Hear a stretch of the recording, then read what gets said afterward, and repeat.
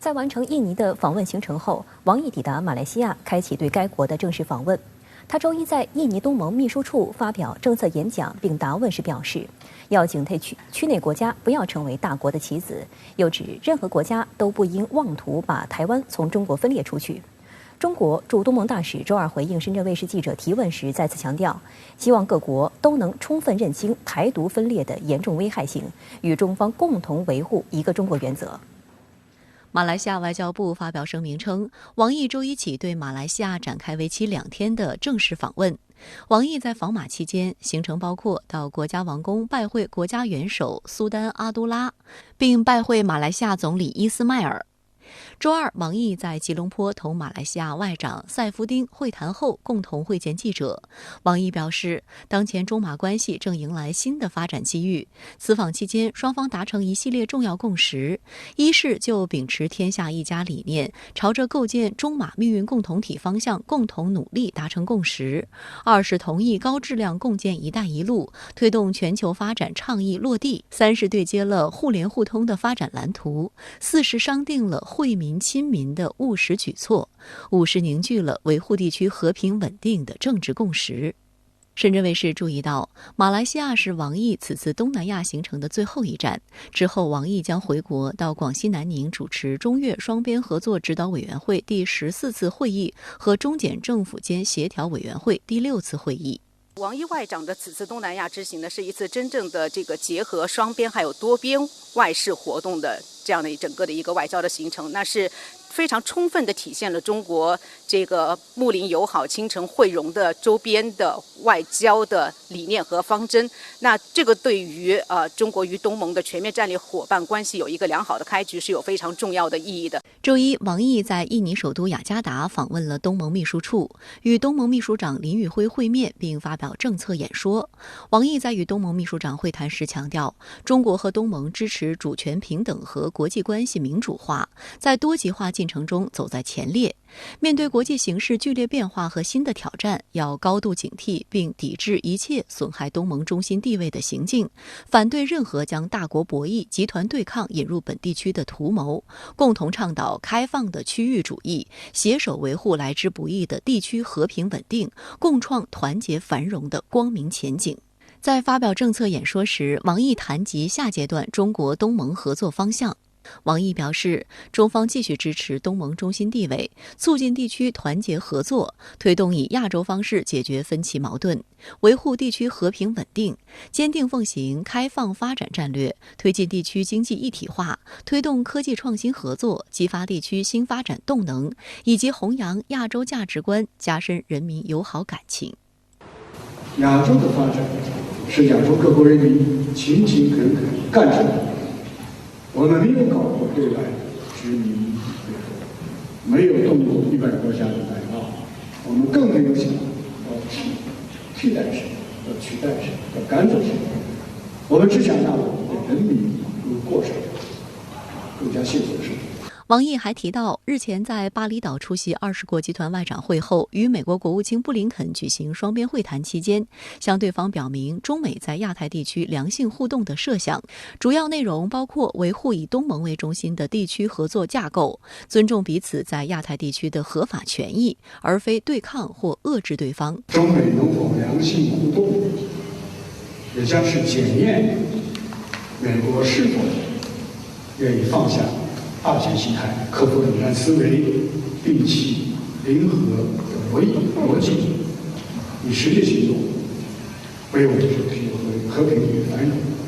发挥建设性的作用。王毅结束演讲后还回应了涉台问题，他强调，任何国家和势力都不应妄图把台湾从中国分裂出去。台海稳定的定海神针就是一个中国原则，而当一个中国原则受到肆意的挑战，甚至遭到破坏的时候，还好就会因缘际会，甚至出现狂风暴雨。周二下午，中国驻东盟大使邓锡军举行视频吹风会，介绍王毅此访的情况。深圳卫视记者应邀视频参会。Good afternoon, Ambassador. This is Fu Xi from Shenzhen TV. Good afternoon. My question is that the situation in the Taiwan Strait is getting increasingly severe and complicated. What do you think are the crux and root cause of this? And what would China do to maintain peace and stability in the Taiwan Strait? Thank you very much. The Taiwan question is China's internal affair, concerning China's core interests and the national sentiments of the Chinese people. We also urge relevant countries to abide by the One China principle, fully understand the grave danger posed by the Taiwan independent force. 针对美方近期推出印太经济框架，在亚太搞恶华小圈子，邓锡军表示，中方乐见有利于加强区域合作的倡议，但中方也认为，无论什么名目的区域合作框架，都应该推进自由贸易，应该有助于世界经济复苏，应该促进开放合作。What the U.S. should do is to earnestly act on the rules of free trade instead of starting things anew, impacting the current regional cooperation structure and turning back the wheel of regional integration. 上海社会科学院国际问题研究所副研究员柯静在接受深圳卫视记者采访时表示，中方这次当面向美方提出中美在亚太地区良性互动的设想，对地区和平发展颇具启发意义。美方应该践行真正的多边主义，停止要求他国选边站队的操弄。还应该尊重中美在这个亚太地区的正当的权益，那不要打着竞争的名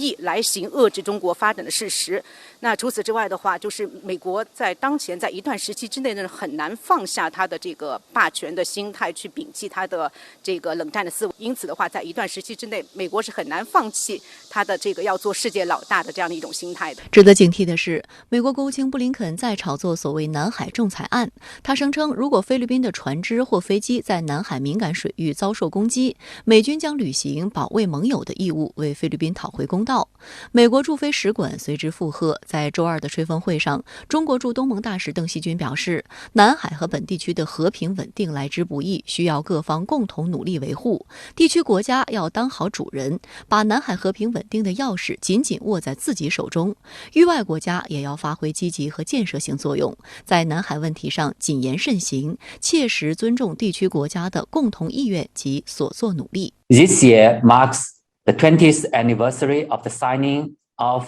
the Declaration on the Conduct of Parties in the South China Sea, that's DOC, between China and ASEAN countries. In the past 20 years, China and ASEAN countries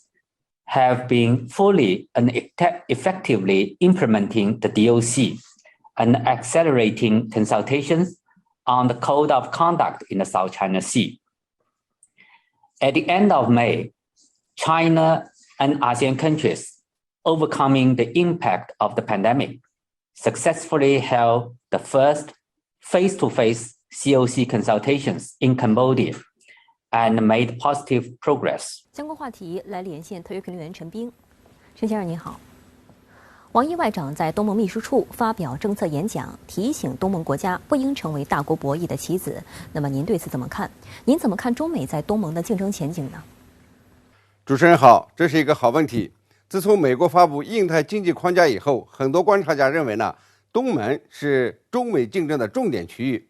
王毅外长在东盟秘书处的演讲，讲述了中国的立场，同样呢，也回应了美国撕裂东盟的企图。他用3个有利于阐述中国的政策，同时呢，用3个函释揭露美国的企图，把中美对东盟带来什么呢？讲得一清二楚。也就是说呀，是有利于维护地区和平稳定，还是试图加剧紧张对立？是有利于促进地区发展振兴，还是想搞脱钩断链？是有利于增进地区团结合作，还是要另搞一套，甚至呢制造分裂？王毅呢对今后中国东盟如何发挥对全球复苏的作用，也提出了方式方法，包括呢先控制新冠疫情，然后呢聚精会神谋发展，用具体的项目来体现合作精神。中国东盟呢还将在数字经济、绿色经济方面深度合作，促进电商合作，及引领东亚呢成为全球增长最快的数字经济市场。王毅一针见血地指出，中国秉持的东盟政策才是真正的亚太开放政策，而美国的印太战略则有霸权形态、冷战思维，以敌对遏制对方为目的。那么中美在东盟的竞争现状如何呢？我给大家讲几个数据就一目了然了。中国呢在东盟已超过美国，成为最主要的经济力量。东盟10国之中呢，除了老挝、文莱以外，中国呢都是第一大贸易伙伴。2021年呢，中国与东盟的贸易总额增加到8780亿美元，美国与东盟的贸易额呢是3800亿美元，中国呢是美国的2倍多。中国呢已经连续12年呢保持着东盟最大贸易伙伴的地位。那么在投资方面呢，2020年美国直接投资是350亿美元，中国内地和香港的投资额呢是280亿美元。美国投资呢集中在安全领域，而中国的投资则侧重于解决贸易和经济民生问题，把基础设施呢更是把美国呢就甩出了几条街。所以呢，美国很担心在东南亚输给中国，用印太经济框架和全球基建计划来加大对东盟的经济影响力。王毅呢说的也很中肯，中美如能实现在亚太地区的良性互动，那善莫大焉。但问题是，美国呢能不能拿出真金白银来给东南亚经济发展添柴加火，这呢还有待观察。王毅对台湾问题也做了阐释，您怎么解读呢？我觉得王毅呢最有力的回应是对维护现状做了新颖的阐释。美西方呢总是在嚷嚷要维护现状，好像中国不想维护现状似的。王毅呢对什么是台湾问题的现状做了非常有力的回答。他说台湾问题的现状就是两岸同属一中，台湾是中国领土的一部分，两岸虽然长期政治对立，但中国的国家主权和领土完整从未分割，这就是台海问题的真正现状，是至今从未改变也不会改变的现状。这呢就让干预台湾问题的美日等国和挟洋谋独的台当局呢无地自容了。他们呢在口口声声的要维护台湾现状，实际上呢是要打破现状。美国呢在玩弄台湾牌，不断的曲解和掏空一中政策，干扰阻碍中国的发展进程。台当局呢则与美国勾连，试图打破一中原则、9·2共识，那么在国家分裂歧路上呢越走越远。今天呢厦门举办海峡论坛，这两岸民间呢在进行很好的交流和沟通。我觉得这王毅关于台湾问题维护现状的阐释，会成为两岸民众的舆论武器，直接戳穿了美国和台当局所谓的维持现状。好的，谢谢陈先生在线与我们分享您的观点，谢谢。周二，日本前首相安倍晋三的葬礼在东京市内的增上寺举行。此前，自民党和首相岸田文雄曾提出对安倍实施国葬，但被安倍夫人安倍昭惠婉拒。周一和周二举行的紧急民调显示，岸田内阁的支持率创新高。但日本舆论认为，安倍去世将令日本自民党内部势力重新整合，岸田执政的内部压力不小。而日本一季度 GDP 萎缩也令民生问题更加棘手。周二中午，安倍晋三的葬礼在东京增上寺举行。按照家属意愿，葬礼为私人性质，只有家人和亲朋参加。据悉，首相岸田文雄和前首相森喜朗到场。天皇派出宫内厅次官在仪式开始前到场献上花篮，并焚香哀悼。增上寺对未能进入灵堂的公众人士设置了悼念区，日本多地设置献花台，首相官邸降半旗。安倍夫人安倍昭惠在葬礼发言中表示，一切都发生得太突然，直到现在她都觉得像在做梦一样。她回忆道，上周五早上8点与安倍一起吃了早餐后，送丈夫安倍出门，不料大约3小时后却收到安倍晋三中枪的消息。安倍当时还对他说，先不要告诉母亲养子。安倍昭惠表示自己强装镇定，但电视新闻上不断播发丈夫中枪的新闻。葬礼结束后，安倍的灵车从增上寺出发，途经首相官邸、国会议事堂、自民党总部等地，最终到达东京铜鼓殡仪馆进行火化。之后，骨灰将安葬在山口县老家的家族墓园中，与其父亲安倍晋太郎的墓挨在一起。届时，安倍的故乡山口县也将举行告别仪式。美国政府派出2位高级官员作为特使到东京参加安倍的悼念活动。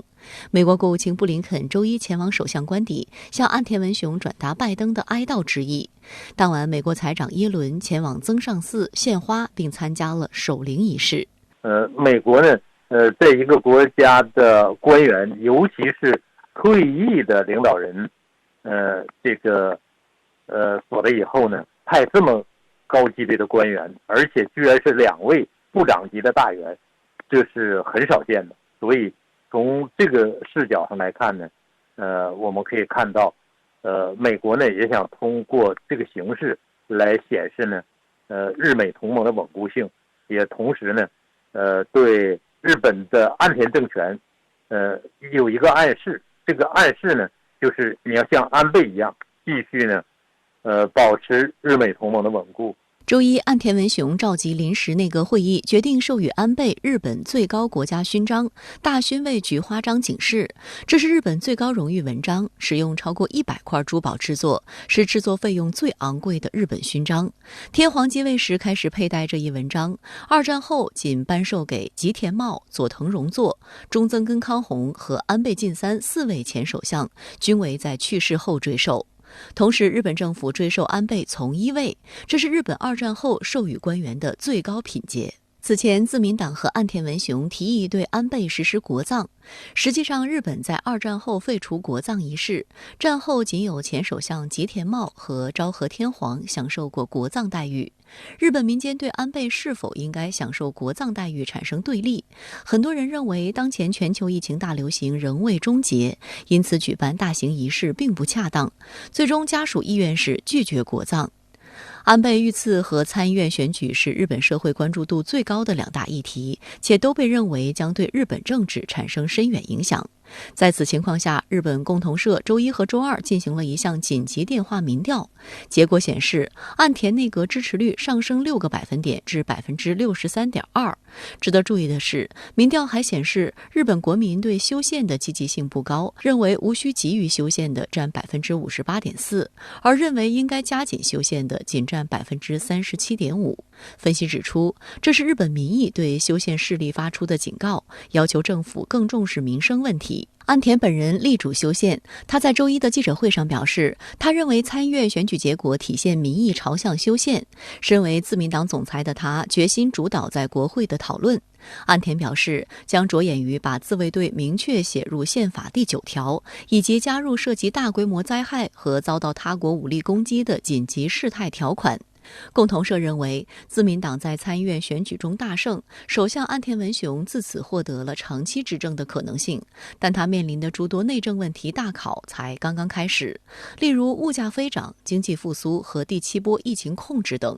报道指出，参议院选举是岸田执政以来的第一要务，他因此而推迟了很多重大政策的决定。他推出的新经济政策还被攻击为难以理解。参议院选举结束后，岸田将无法再回避这些问题。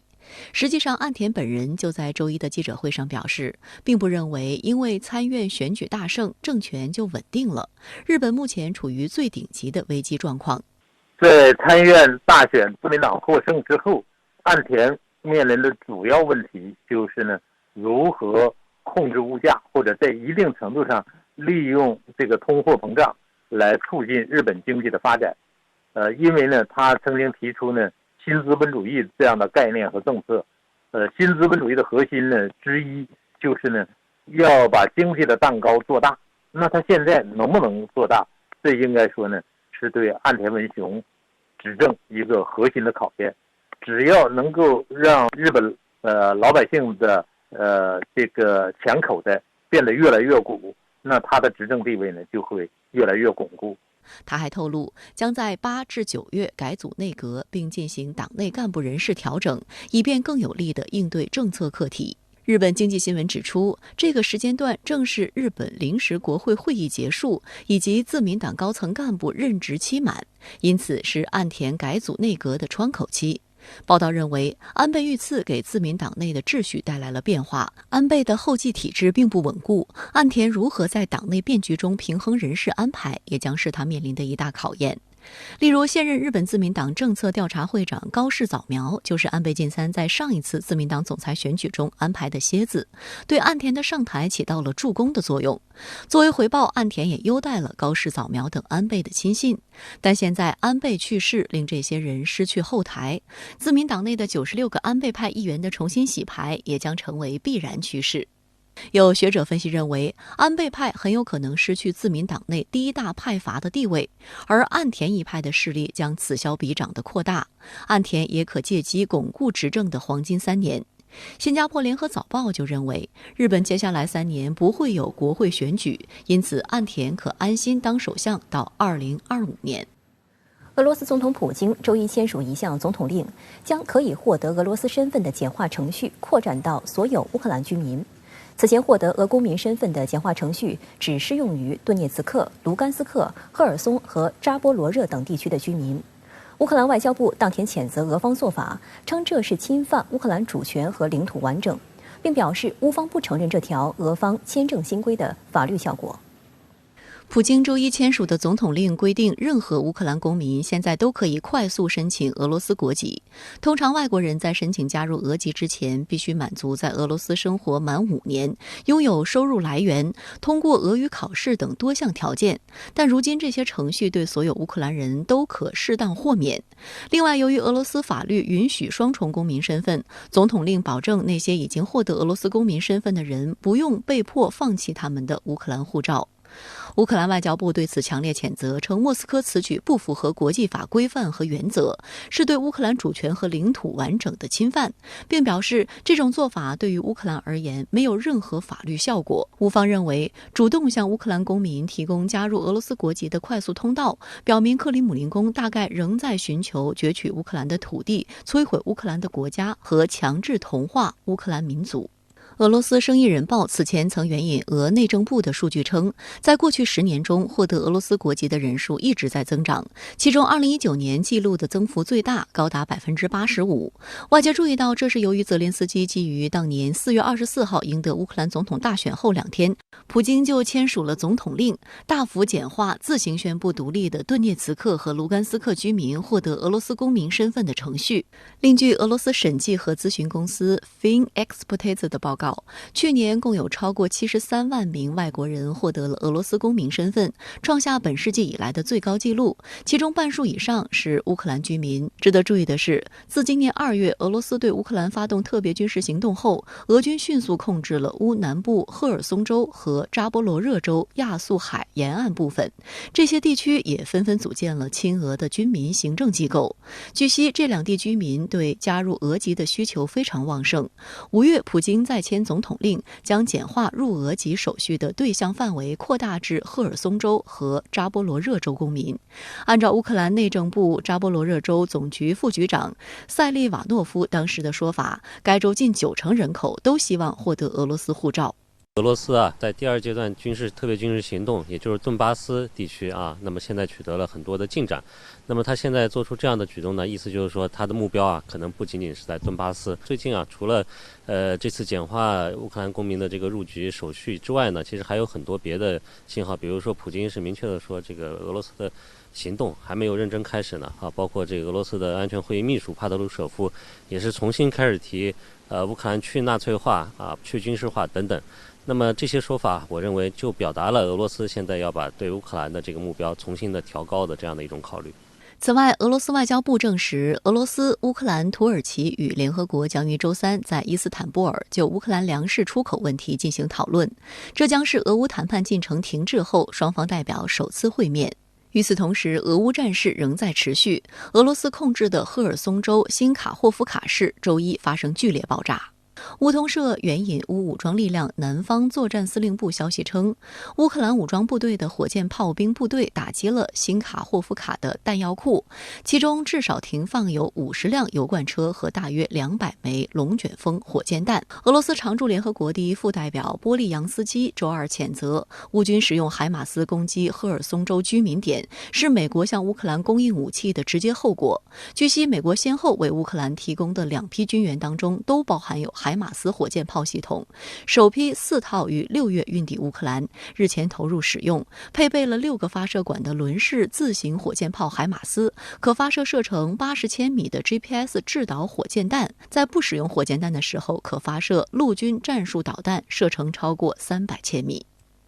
但乌克兰却依旧在呼吁美西方加大军援力度。总统泽连斯基周一会见荷兰首相吕特时表示，虽然美国等西方国家已向乌克兰提供了数十亿美元的军事装备，但俄罗斯在火炮方面仍有很大优势。乌方军事人员进一步指出，俄罗斯与乌克兰目前在重型火炮方面的数量对比为8:1。外界注意到，俄乌双方近期除了在哈尔科夫鏖战之外，两军也重点围绕后勤补给供应进行攻防战。乌克兰总统泽连斯基扬言要集结100万大军夺回南部沿海地区。有分析指出，其中一个原因是南部港口对于保障乌军的后勤运输至关重要。日前，德国《明镜周刊》网站报道指出，在俄乌冲突的早期，乌克兰曾利用了俄军未能很好的规划供应路线的错误，有针对性的袭击俄军卡车和运兵车，令俄军没能在战事开始时就迅速占领乌克兰。然而，随着时间的推移，战场发生了变化，对乌军而言，与前线的距离正在变得越来越长，越来越困难。外国军援的装备源源不断地运进乌克兰，但由于后勤链的问题，乌克兰并不能将这些装备用到刀刃上。伦敦智库国际战略研究所的军事专家加迪认为，乌克兰士兵能够操作这些武器，但无法维修它们。为了维修武器，必须重新穿越边境，将它们送至千里之外。而在这个过程当中，极容易遇到来自俄军的空袭。此外，北约武器之间的互操作性常常被高估，它们虽然口径相同，但并不总使用相同的弹药。5种火炮系统意味着5种不同类型的弹药，因此后勤链也会更加复杂。这段时间，俄方也是在做一些休整啊，实际上就是等待着后方的更多的这个后勤保障物资的到位。那么对于乌方来说呢，也很重要，因为乌方对俄方来说呢，相对来说力量是处于一个劣势啊，尤其在这个弹药啊等等方面，包括武器方面。我想呢，现在这个阶段啊，因为俄乌冲突已经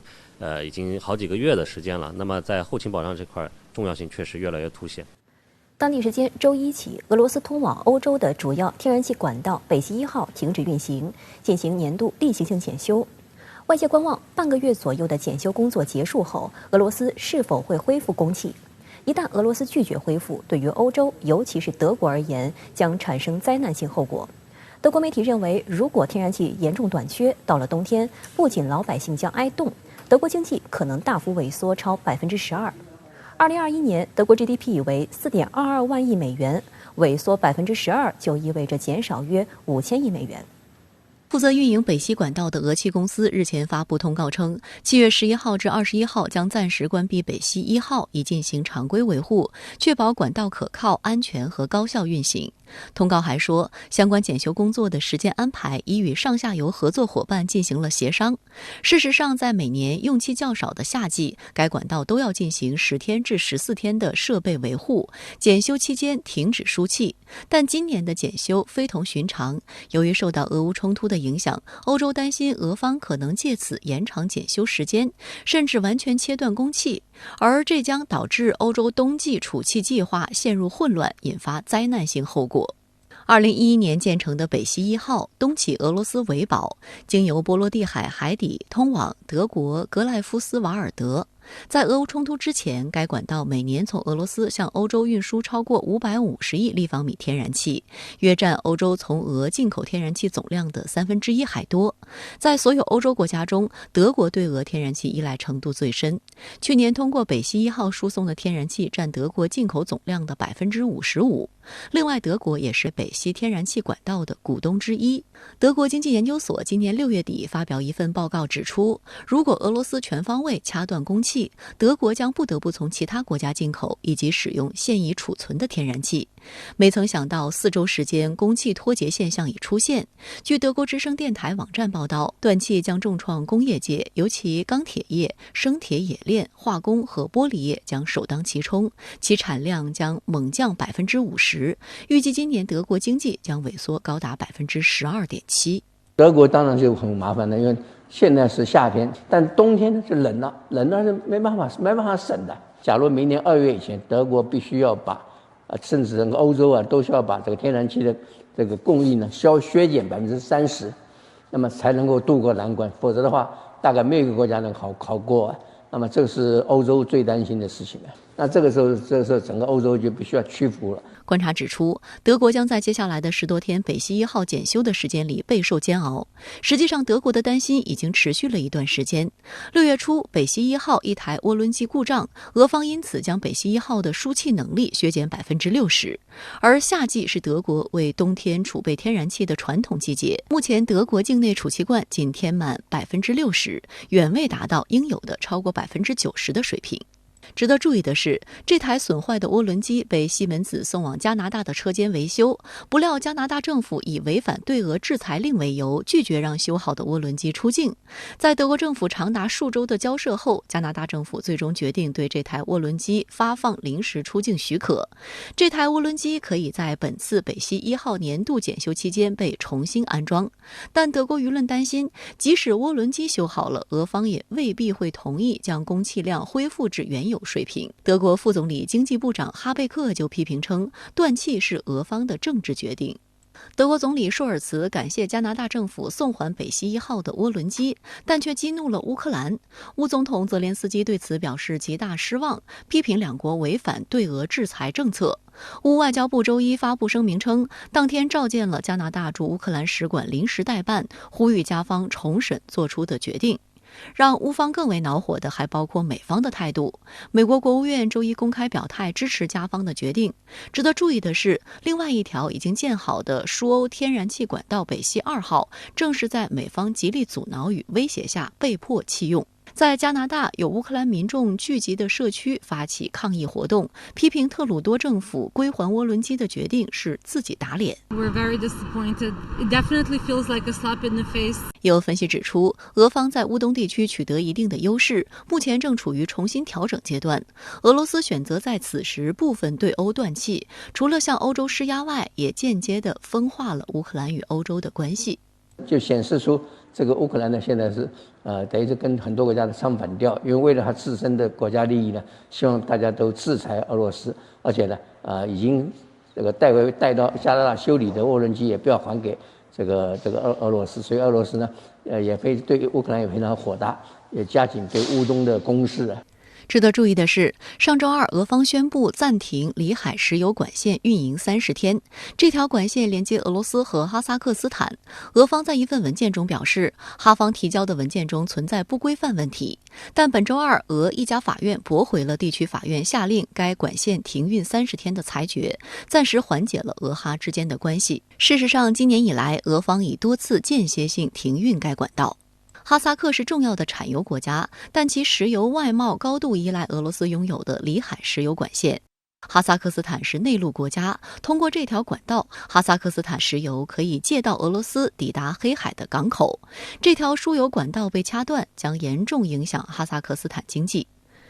今年1月，哈萨克斯坦国内爆发大规模骚乱，当时俄方鼎力帮助下，动员吉安组织武装入境协助哈萨克斯坦政府平息暴乱。但外界注意到，托卡耶夫其后大力推进国内政治制度改革，包含很多前总统纳扎尔巴耶夫时期亲俄的政策，去俄罗斯化倾向明显。在俄乌冲突发生后，哈萨克斯坦也表现出对俄方立场的反对，例如取消了飞往莫斯科的航班。总统托卡耶夫在6月17号还当着普京的面拒绝承认顿涅茨克和卢甘斯克独立。第二天，俄方就宣布间歇性停运里海石油管线。哈萨克斯坦方面对此反应强烈，提出一项追随北约对俄方受美西方制裁的货物实施禁止过境的法案，但目前仍未进入正式立法程序。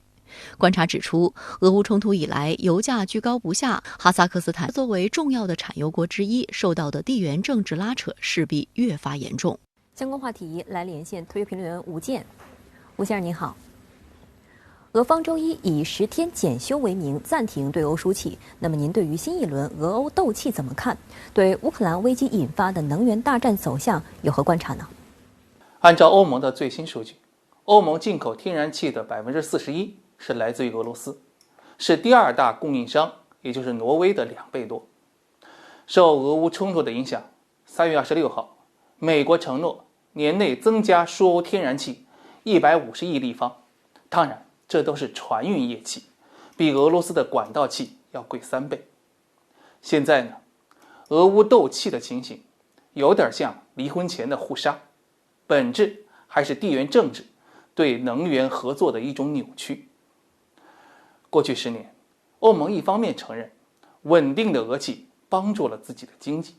但另一面呢，欧盟的东部伙伴长期恐俄，加上现在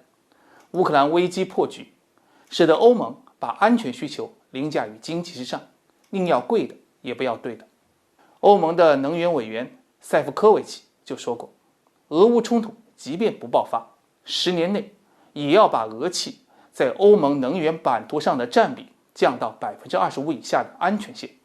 这恰恰符合2015年颁布的所谓欧洲能源联盟战略的要求，也就是通过减少化石使用，增加进口多元以及内部互助，抵御所谓的断气危机。更重要的是，近年来欧盟积极地引进美国液化气，目前美气占欧盟液化气进口的总量已经超过30%。同时呢，欧盟又从中东扩大天然气进口，这都弱化了俄罗斯的能源武器威力。对俄罗斯而言，对欧断气以及要求用卢布交易不能看作是战略抉择，更多是针对当下的策略措施。要知道，俄罗斯缺乏完整的工业体系，在国际市场上更多的是扮演初级能源原料供应者的角色，能买气的大客户实在是屈指可数。更重要的是，天然气交易严重依赖基础设施，比方说管道。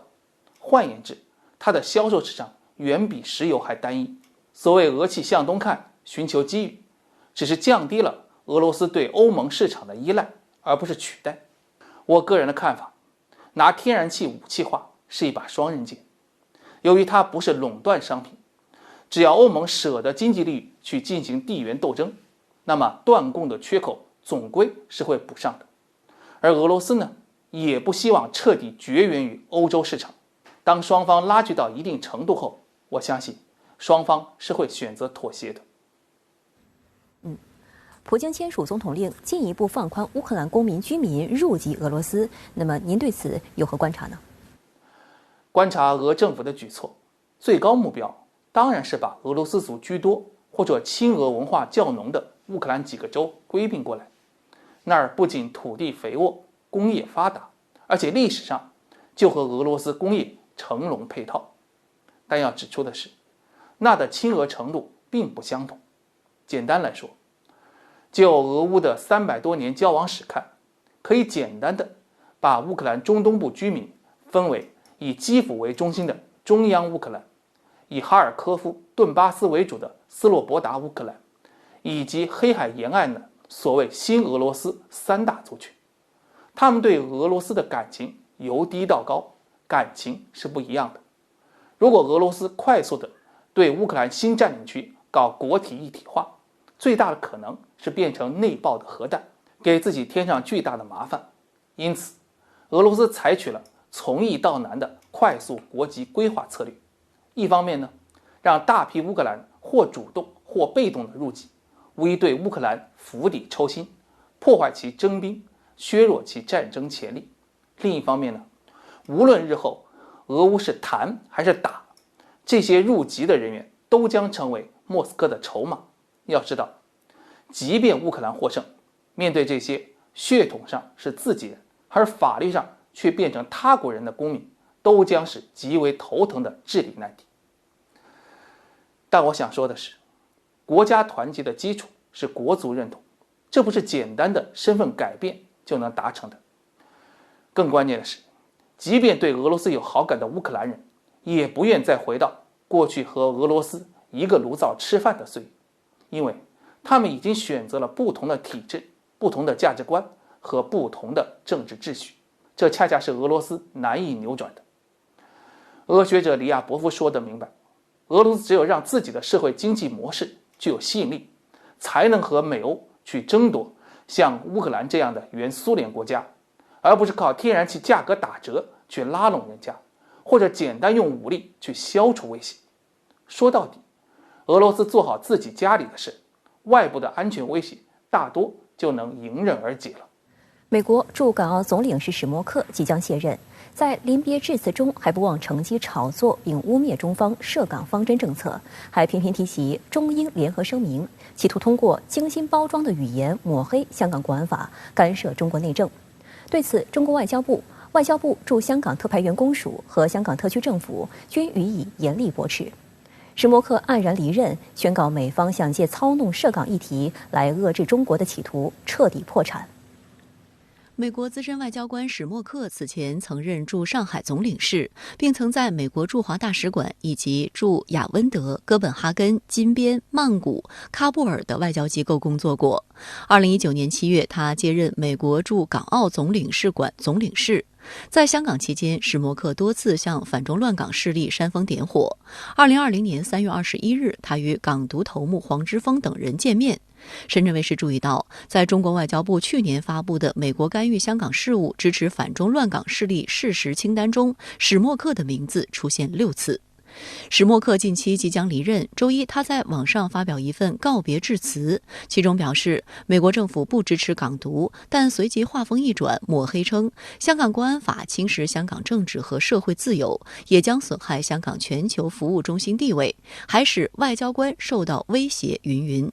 针对史默克的谬论，中国外交部驻港公署发言人周一表示，个别美政客逆潮流而动，不愿放过任何攻击干扰中国包括香港发展的机会。史默克自我标榜美国对香港政策几十年如一，其实就是一以贯之在香港颠倒黑白、兴风作浪、污蔑抹黑，极尽颠覆渗透之能事，对香港频繁上演欺世盗名的拙劣表演和顺昌逆王的制裁闹剧。一边标榜我关心香港，一边用商业警告恐吓在港外国投资者，其乱港祸港之心、反华恶华之谋，路人皆知，天下共弃。史默克黯然离港的临别演说，就是美国以港恶华战略彻底破产的象征。周二，香港特区政府在一份声明中批评史默克在离开香港前发布与事实全然不符的言论。特区政府指出，香港国安法规定的4类危害国家安全罪行定义清晰，这些罪行与其他司法管辖区的国家安全法所定罪行相似。香港国安法旨在防范、制止和惩治与正常交流有明显区别，奉公守法的人士不会误堕法网。当局会继续防范任何危害国家安全的行为，任何人或机构不论背景，违法必究。对于史默克就完善香港特区选举制度后举行的行政长官选举所做的混淆视听的评论，特区政府认为他的言论无视了香港特区自1997年回归祖国以来在民主方面有巨大跃进的事实。特区政府强调，完善选举制度，落实爱国者治港，保障社会整体利益，有利香港民主稳定发展。美国白宫近日宣布再次延长所谓针对香港局势宣布的国家紧急状态。周二，外交部驻港公署发言人对此表示坚决反对，强烈谴责美方上述不思悔改、蛮横干预香港事务的错误行径。发言人强调，美方单边制裁没有任何国际法依据，毫无合法性可言。无论美方给制裁贴上什么样的标签，打着什么样的旗号，都掩盖不了其践踏国际公理、严重违背国际法原则与国际关系基本准则的非法本质。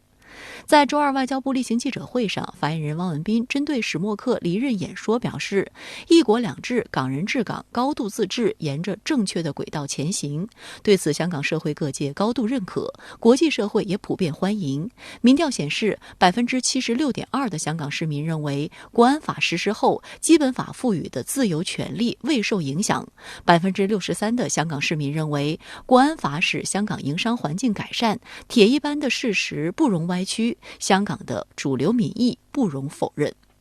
我想强调的是，中方一直为外国驻港领事机构依法履职提供必要协助和支持。同时，外国驻港领事机构和官员和人员必须尊重、遵守包括香港国安法在内的香港法律，以及包括维也纳领事关系公约在内的国际法和国际关系基本准则。任何干涉中国内政和香港事务、危害中国国家安全、迫害香港繁荣稳定的行为和活动，都是不能允许的，